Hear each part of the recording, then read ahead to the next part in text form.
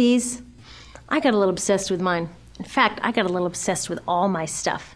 Have you ever wondered where all the stuff we buy comes from and where it goes when we throw it out? I couldn't stop wondering about that, so I looked it up. And what the textbook said is that stuff moves through a system from extraction to production to distribution to consumption to disposal. All together, it's called the materials economy. Well, I looked into it a little bit more. In fact, I spent 10 years traveling the world, tracking where our stuff comes from and where it goes. And you know what I found out? That is not the whole story. There is a lot missing from this explanation. For one thing, this system looks like it's fine. No problem. But the truth is, it's a system in crisis. And the reason it's a system in crisis is it's a linear system and we live on a finite planet. And you cannot run a linear system on a finite planet indefinitely. Every step along the way, this system is interacting with the real world. In real life, it's not happening on a blank white page. It's interacting with societies, cultures, economies, the environment. And all along the way, it's bumping up against limits. Limits we don't see here because the diagram is incomplete. So let's go back through. Let's fill in some of the blanks and see what's missing. Well, one of the most important things that's missing is people. Yes, people. People live and work all along this system. And some people in this system matter a little more than others. Some have a little more say. Who are they? Well, let's start with the government. Now, my friends tell me I should use a tank to symbolize the government, and that's true in many countries and increasingly in our own. After all, more than 50% of our federal tax money is now going to the military. But I'm using a person to symbolize the government because I hold true to the vision and values the government should be of the people, by the people, for the people. It's the government's job to watch out for us, to take care of us. That's their job. Then along came the corporation. Now, the reason the corporation looks bigger than the government is that the corporation is bigger than the government. Of the 100 largest economies on Earth now, 51 are corporations. And as the corporation has grown in size and power, we've seen a little change in the government where they're a little more concerned in making sure everything's working out for those guys than for us. Okay, so let's see what else is missing from this picture.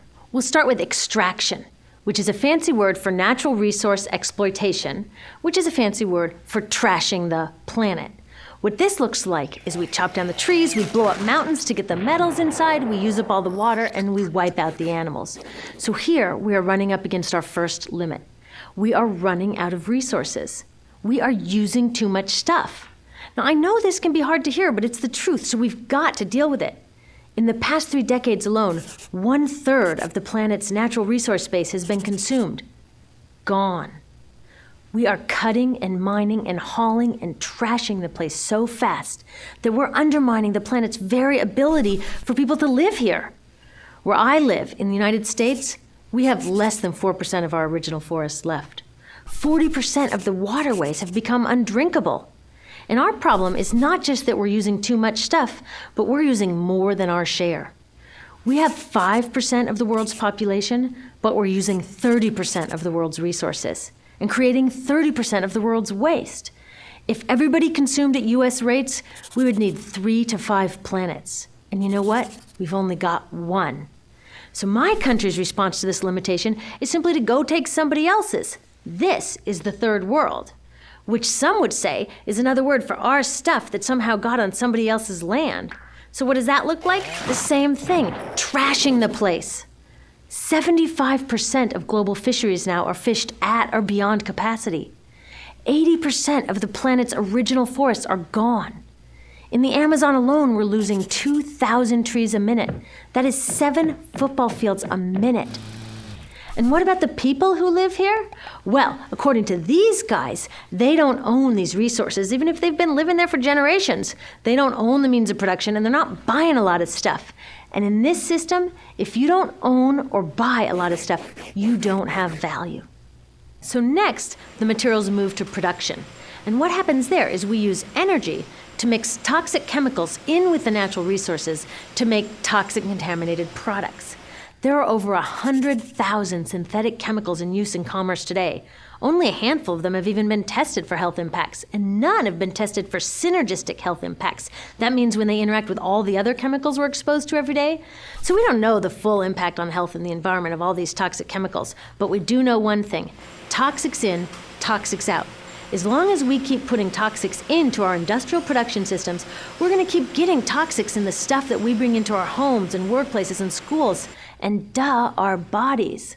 Like BFRs, brominated flame retardants, they're a chemical that make things more fireproof, but they are super toxic. They're a neurotoxin. That means toxic to the brain. What are we even doing using a chemical like this? Yet we put it in our computers, our appliances, couches, mattresses, even some pillows. In fact, we take our pillows, we douse them in a neurotoxin, then we bring them home and put our heads on them for 8 hours a night to sleep. Now, I don't know, but it seems to me in this country with so much potential, we could think of a better way to stop our heads from catching on fire at night. Now, these toxics build up the food chain and concentrate in our bodies. Do you know what is the food at the top of the food chain with the highest level of many toxic contaminants? Human breast milk. That means that we've reached a point where the smallest members of our societies, our babies, are getting the highest lifetime dose of toxic chemicals from breastfeeding from their mothers. Is that not an incredible violation? Breastfeeding must be the most fundamental human act of nurturing. It should be sacred and safe. Now, breastfeeding is still best, and mothers should definitely keep breastfeeding, but we should protect it. They should protect it. I thought they were looking out for us. And of course, the people who bear the biggest brunt of these toxic chemicals are the factory workers, many of whom are women of reproductive age. They're working with reproductive toxins, carcinogens, and more. Now I ask you, what kind of woman of reproductive age would work in a job exposed to reproductive toxins except for a woman with no other option? And that's one of the beauties of this system. The erosion of local environments and economies here ensures a constant supply of people with no other option. Globally, 200,000 people a day are moving from environments that have sustained them for generations into cities, many to live in slums, looking for work, no matter how toxic that work may be. So you see, it's not just resources that are wasted along this system, but people too. Whole communities get wasted. Yep, toxics in, toxics out. A lot of the toxics leave the factories in products, but even more leave as byproducts or pollution. And it's a lot of pollution. In the US, our industry admits to releasing over 4 billion pounds of toxic chemicals a year. And it's probably a lot more because that's only what they admit. So that's another limit, because yuck, who wants to look at and smell 4 billion pounds of toxic chemicals a year? So what do? Move the dirty factories overseas, pollute someone else's land. But surprise, a lot of that pollution is coming right back at us, carried by wind currents. So what happens after all these natural resources are turned into products? Well, it moves here for distribution. Now, distribution means selling all the toxic contaminated junk as quickly as possible. The goal here is to keep the prices down, keep the people buying, and keep the inventory moving. How do they keep the prices down? Well, they don't pay the store workers very much, and they skimp on health insurance every time they can. It's all about externalizing the costs. What that means is that the real costs of making stuff aren't captured in the price. In other words, we aren't paying for the stuff we buy. I was thinking about this the other day. I was walking to work and I wanted to listen to the news, so I popped into a Radio Shack to buy a radio. I found this cute little green radio for $4.99. I was standing there in line to buy this thing, and I was thinking, how could $4.99 possibly capture the cost of making this radio and getting it into my hands? The metal was probably mined in South Africa. The petroleum was probably drilled in Iraq. The plastics were probably produced in China. And maybe the whole thing was assembled by some 15-year-old in a maquiladora in Mexico. $4.99 wouldn't even pay the rent for the shelf space it occupied until I came along, let alone part of the staff guy's salary who helped me pick it out, or the multiple ocean cruises and truck rides pieces of this radio went on. That's how I realized I didn't pay for the radio. So who did pay? Well, these people paid with the loss of their natural resource space. These people paid with the loss of their clean air, with increasing asthma and cancer rates. Kids in the Congo paid with their future. 30% of the kids in part of the Congo have dropped out of school to mine coltan, a metal we need for our cheap and disposable electronics. These people even paid by having to cover their own health insurance. All along this system, people pitched in so I could get this radio for $4.99. And none of these contributions are recorded in any accounts book. That's what I mean by the company owners externalize the true costs of production. And that brings us to the golden arrow of consumption. This is the heart of the system, the engine that drives it. It is so important that protecting this arrow has become the top priority for both of these guys. That's why after 9/11, when our country was in shock and President Bush could have suggested any number of appropriate things, to grieve, to pray, to hope. No, he said to shop, to shop. We have become a nation of consumers. Our primary identity has become that of being consumers, not mothers, teachers, farmers, but consumers. The primary way that our value is measured and demonstrated is by how much we contribute to this arrow, how much we consume. And do we? We shop and shop and shop, keep the materials flowing, and flow they do. Guess what percentage of total materials flow through this system is still in product or use 6 months after their date of sale in North America? 50%? 20? No, 1%. 1. In other words, 99% of the stuff we harvest, mine, process, transport, 99% of the stuff we run through this system is trashed within 6 months. Now, how can we run a planet with that level of materials throughput? It wasn't always like this. The average U.S. person now consumes twice as much as they did 50 years ago. Ask your grandma. In her day, stewardship and resourcefulness and thrift were valued. So how did this happen? Well, it didn't just happen. It was designed. Shortly after World War II, these guys were figuring out how to ramp up the economy. Retailing analyst Victor Lebeau articulated the solution that's become the norm for the whole system. He said, our enormously productive economy demands that we make consumption our way of life, that we convert the buying and use of goods into rituals, that we seek our spiritual satisfaction, our ego satisfaction in consumption. We need things consumed, burned up, replaced, and discarded at an ever-accelerating rate. President Eisenhower's Council of Economic Advisors chairman said that the American economy's ultimate purpose is to produce more consumer goods. More consumer goods? Our ultimate purpose? Not provide health care or education or safe transportation or sustainability or justice? Consumer goods? How did they get us to jump on board this program so enthusiastically? Well, two of their most effective strategies are planned obsolescence and perceived obsolescence. Planned obsolescence is another word for designed for the dump. It means they actually make stuff to be useless as quickly as possible, so we'll chuck it and buy a new one. It's obvious with things like plastic bags and coffee cups, but now it's even big stuff. Mops, DVDs, cameras, barbecues even, everything. Even computers. Have you noticed that when you buy a computer now, the technology is changing so fast that in just a couple of years, it's actually an impediment to communication? I was curious about this, so I opened up a big desktop computer to see what was inside. And I found out that the piece that changes each year is just a tiny little piece in the corner. But you can't just change that one piece because each new version is a different shape. So you gotta chuck the whole thing and buy a new one. So I was reading industrial design journals from the 1950s when planned obsolescence was really catching on. These designers are so open about it. They actually discuss how fast can they make stuff break that still leaves the consumer having enough faith in the product to go out and buy another one. It was so intentional. But stuff cannot break fast enough to keep this arrow afloat. So there's also perceived obsolescence. Now, perceived obsolescence convinces us to throw away stuff that is still perfectly useful. How do they do that? Well, they change the way the stuff looks. So if you bought your stuff a couple of years ago, everyone can tell that you haven't contributed to this arrow recently. And since the way we demonstrate our value is contributing to this arrow, it can be embarrassing. Like, I've had the same fat white computer monitor on my desk for 5 years. My coworker just got a new computer. She has a flat, shiny, sleek monitor. It matches her computer, it matches her phone, even her pen stand. She looks like she's driving in Spaceship Central, and I look like I've got a washing machine on my desk. Fashion is another prime example of this. Have you ever wondered why women's shoe heels go from fat one year to skinny the next to fat to skinny? It's not because there's some debate about which heel structure is the most healthy for women's feet. It's because wearing fat heels in a skinny heel year shows everybody that you haven't contributed to that arrow as recently, so you're not as valuable as that person in skinny heels next to you, or more likely in some ad. It's to keep us buying new shoes. Advertisements and media in general plays a big role in this. Each of us in the U.S. is targeted with over 3,000 advertisements a day.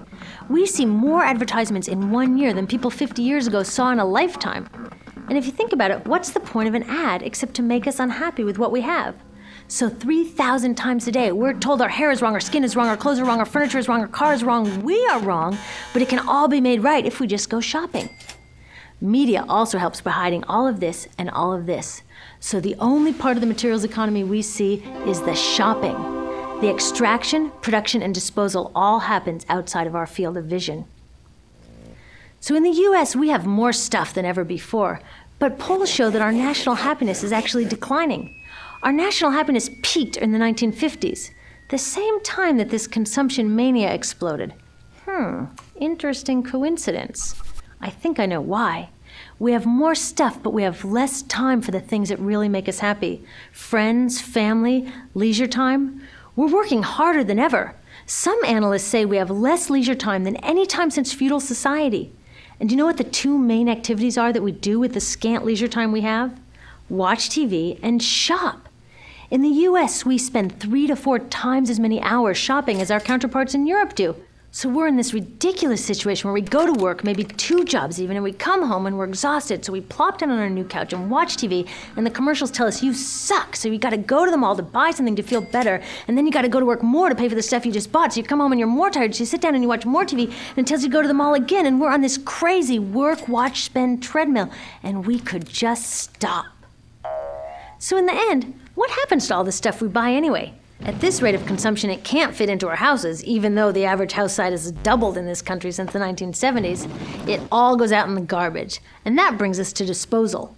This is the part of the materials economy we all know the most because we have to haul the junk out to the curb ourselves. Each of us in the United States makes 4.5 pounds of garbage a day. That's twice what we each made 30 years ago. All of this garbage either gets dumped in a landfill, which is just a big hole in the ground, or if you're really unlucky, first it's burned in an incinerator and then dumped in the landfill. Either way, they both pollute the air, land, water, and don't forget, change the climate. Incineration is really bad. Remember those toxics back in the production stage? Well, burning the garbage releases the toxics up into the air. Even worse, it makes new super toxics, like dioxin. Dioxin is the most toxic man-made substance known to science, and incinerators are the #1 source of dioxin. That means that we could stop the #1 source of the most toxic man-made substance known just by stopping burning the trash. We could stop it today. Now, some companies don't want to deal with building landfills and incinerators here, so they just export the disposal too. What about recycling? Does recycling help? Yes, recycling helps. Recycling reduces the garbage at this end, and it reduces the pressure to mine and harvest new stuff at this end. Yes, yes, yes, we should all recycle, but recycling is not enough. Recycling will never be enough for a couple reasons. First, the waste coming out of our houses is just the tip of the iceberg. For every 1 garbage can of waste you put out on the curb, 70 garbage cans of waste were made upstream just to make the junk in that 1 garbage can you put out on the curb. So even if we could recycle 100% of the waste coming out of our households, it doesn't get to the core of the problems. Also, much of the garbage can't be recycled, either because it contains too many toxics or it's designed not to be recyclable in the first place. Like those juice packs, where they have layers of metal and paper and plastic all smushed together, you can never separate those for true recycling. So you see, it is a system in crisis. All along the way, we are bumping up against limits. From changing climate to declining happiness, it's just not working. But the good thing about such an all-pervasive problem is that there are so many points of intervention. There are people working here on saving forests and here on clean production, people working on labor rights and fair trade and conscious consuming and blocking landfills and incinerators, and very importantly, on taking back our government so that it really is by the people and for the people. All of this work is critically important, but things are really going to start moving when we see the connections, when we see the big picture. When people along this system get united, we can reclaim and transform this linear system into something new, a system that doesn't waste resources or people. Because what we really need to chuck is that old school throwaway mindset. There's a new school of thinking on this stuff, and it's based on sustainability and equity, green chemistry, zero waste, closed-loop production, renewable energy, local living economies. It's already happening. Now, some say it's unrealistic, idealistic that it can't happen, But I say the ones who are unrealistic are those that want to continue with the old path. That's dreaming. Remember, that old way didn't just happen. It's not like gravity that we've just got to live with. People created it, and we're people too. So let's create something new.